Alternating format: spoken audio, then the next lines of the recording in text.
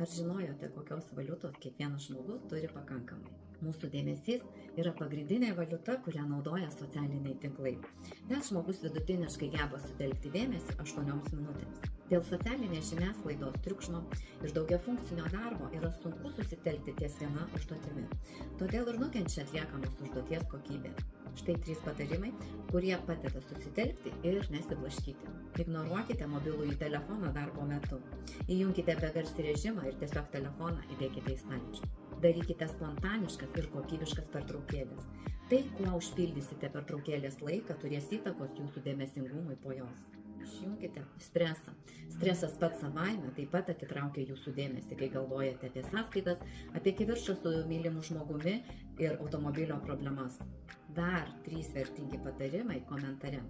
Spausk patinka, pasidalink šiuo įrašu su draugais, kad ir jie nešvaistytų vertingos valiutos.